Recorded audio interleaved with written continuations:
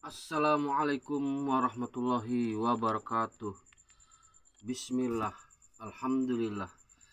Allahumma sholli ala Muhammad wa ala ali Muhammad. Berjumpa kembali bersama saya channel Al Husain.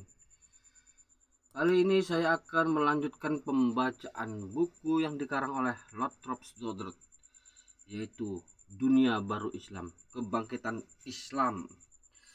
Memasuki bab kedua, Pan-Islamisme, bab bagian keempat, yaitu abad pertengahan. Juru-juru dakwah memperoleh hasil luar biasa di wilayah-wilayah jauh seperti Afrika Barat, Kepulauan Indonesia, dan Filipina. Islam menyebar. Selama abad pertengahan, Islam terus memperoleh wilayah di India dan Tiongkok. Turki menanamkan Islam dengan kukuh dan di Balkan.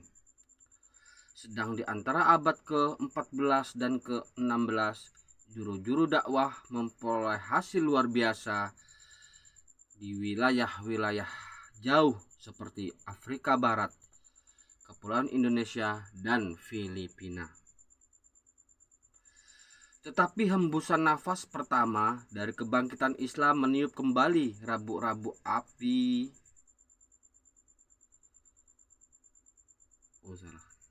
Namun demikian tidak dapat disangsikan bahwa di dunia Islam sebagai keseluruhan semangat keagamaan merosot, jatuh yang terendah selama abad ke-18. Tetapi hembusan nafas pertama dari kebangkitan Islam meniup kembali rabuk-rabuk api yang tersembunyi di dalam abu, menjadi nyala api baru, dan di mana-mana kecuali di Eropa, Islam sekali lagi maju pesat melintasi semua daerah perbatasannya. Tiap muslim sampai batas tertentu adalah mubaligh dan menyiarkan agamanya menurut naluri di antara tetangganya yang bukan Islam. Dengan demikian, pekerjaan itu dilakukan tidak hanya oleh penyiar-penyiar yang dikhususkan saja, tetapi juga oleh rombongan pengembara, saudagar, dan pekerja-pekerja biasa yang pindah negeri. Sudah tentu banyak orang-orang yang taat mengabdikan hidupnya untuk tugas dakwah. Penyiar-penyiar seperti itu terutama terdapat pada torikot-torikot keagamaan. Kaum Sanusi terutama tertonjol karena semangat dakwahnya. Dari zawijah-zawijah alami, oase-oase gurun Sahara, ribuan marbut-marbut terus-menerus berkelana. Dengan mata bercahaya dan dada busung, mereka mengajarkan keluar biasaan Islam. Dengan semangat seperti pendeta-pendeta Nasrani di abad pertengahan. Hasil dakwah Islam kalangan orang-orang Neger di bagian barat dan tengah Afrika selama abad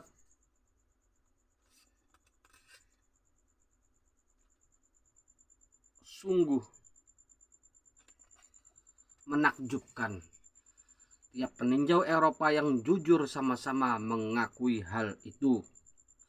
Seperti seorang Inggris kira-kira 20 tahun yang lalu dengan tepat menyatakan, Islam memperoleh kemajuan yang mengagumkan di pedalaman Afrika.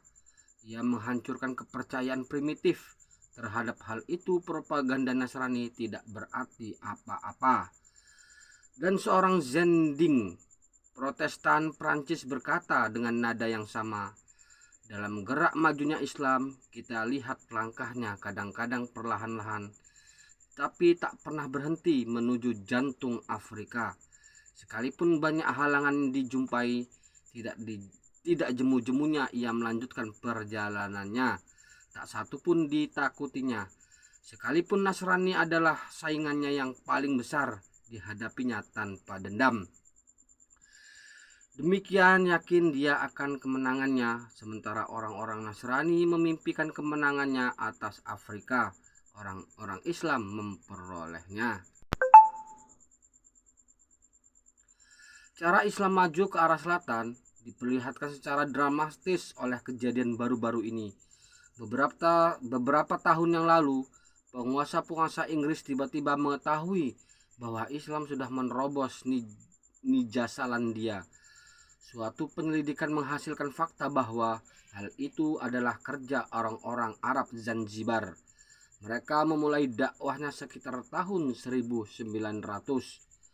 10 tahun kemudian, hampir tiap desa di bagian selatan mempunyai guru Islam dan masjid.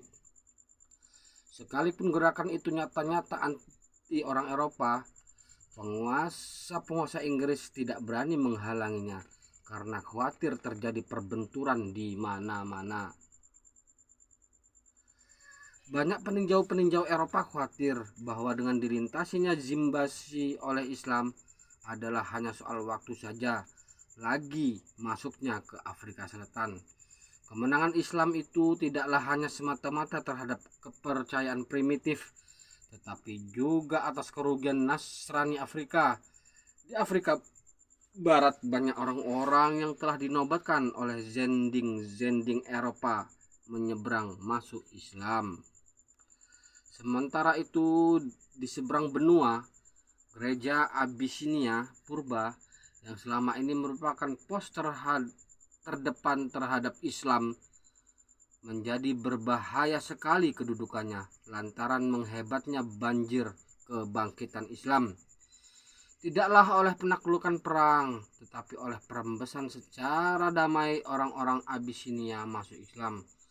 Suku-suku yang 50 atau 60 tahun yang lalu hampir tak ada seorang Islam di kalangan mereka, kini sebagian atau seluruhnya hidup menurut ajaran Islam. Mungkin sukses-sukses Islam di Afrika adalah kemenangan dakwahnya paling besar, tetapi bukanlah hanya itu saja yang merupakan sejarah kemenangannya.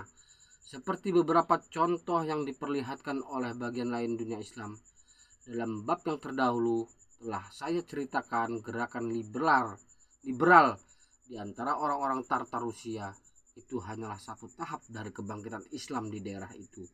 Terhadap tahap yang lain adalah kebangunan yang nyata dari semangat orang-orang yang telah masuk Islam.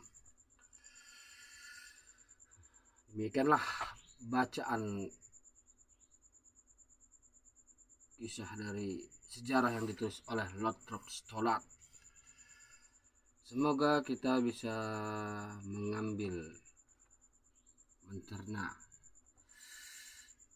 baik-baik dari sejarah yang ditulis oleh Lothrop Stoddard. Subhanakallahumma wa bihamdika wa asyhadu an la ilaha illa anta astaghfiruka wa atubu ilaik. Assalamualaikum warahmatullahi wabarakatuh.